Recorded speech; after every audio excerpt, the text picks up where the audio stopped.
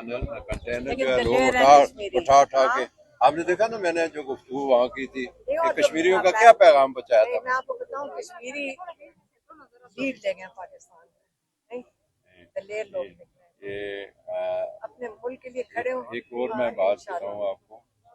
ایک دفعہ خان صاحب نے کہا تھا ہمارے کہنے کے مطابق یہ وہ بلا جاتے ہیں نا کہ ہم نے اس عوامی جوائنٹ ایکشن کمیٹی جو کشمیر کی ہے اس کو سپورٹ کرنا ہے. میں نے پریس کانفرنس کی یہاں اسلام آباد میں کوئی 1.5 سال پہلے.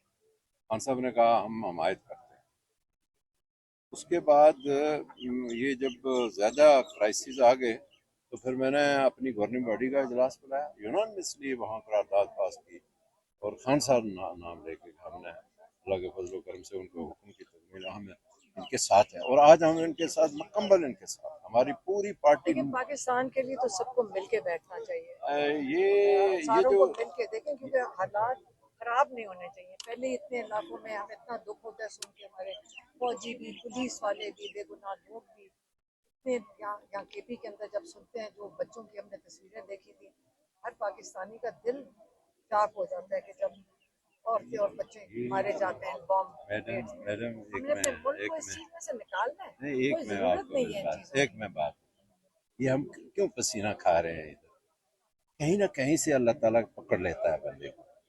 یہ جو مرجان اندر لیٹا ہوا ہے نا یہ اس کی بددعاؤں کا نتیجہ ہے. بددعا تو وہ نہیں کرتے لیکن یہ ہے کہ آخر نکل جاتی ہے نا منہ سے, ملک کے لیے نہیں. آپ کو میں بتاؤں ایک دفعہ اگر میں نے بلکہ آ کے میں جب میسج دیتی ہوں تو مجھے آ کے باری باری دہرانا پڑتا ہے, عمران خان کو ایک دفعہ منہ سے نہیں نکالا کہ میں تو اس کے منہ سے کبھی ہم نے عمران خان کے منہ سے سنا ہی نہیں ہے.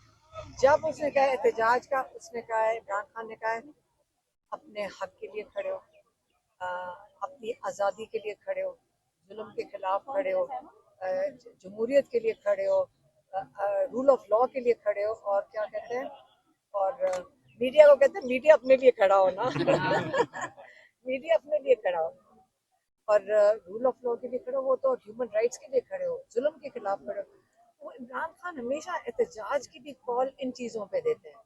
کبھی اس نے کہا, ہاں لائر کی میں بات بتا دوں, لائر سلمان صفدر کہتے ہیں میں کرمنل لائر ہوں, میں نے بڑے ہارڈن قسم کے میرے کلائنٹس رہے, کرمنلز بھی جو جیلوں میں جاتے ہیں, کہتے ہیں 4 مہینے نہیں وہ چلتے اور کہنا شروع کر دیتے ہیں ہمیں کب نکالو گے کیسے نکالو گے. کہتے ہیں جب سے میں 3 سال سے عمران خان کے کیسز کر رہا ہوں ایک دفعہ بھی نہیں کہا کہ مجھے کب نکالو گے. مطلب ہم نے ان کو جا کے پوچھا آپ کو بند کر دیں گے تو آگے بتاؤ نا, پھر ہم کیا کریں گے, آپ کو نکالیں گے کیسے. جواب بھی نہیں عمران خان نے دیا. ہم نے نکالنا ہے, آپ کو بتائیں آگے ہم نے کیا کرنا ہے. کوئی جواب نہیں. کہتے اللہ پہ یقین کرو بس. یہ اللہ پہ دیکھ رہا ہے نا کہ یہ جو ناانصافیاں ہیں, ظلم ہے, آج تک اس نے کوئی برا بھلا نہیں کہا کسی کو. ہاں وہ یہ کہتا ہے آصف لو.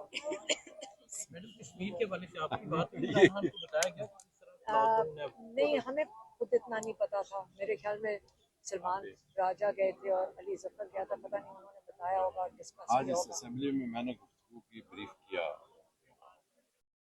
اسمبلی لگی تھی ہماری MNA سے.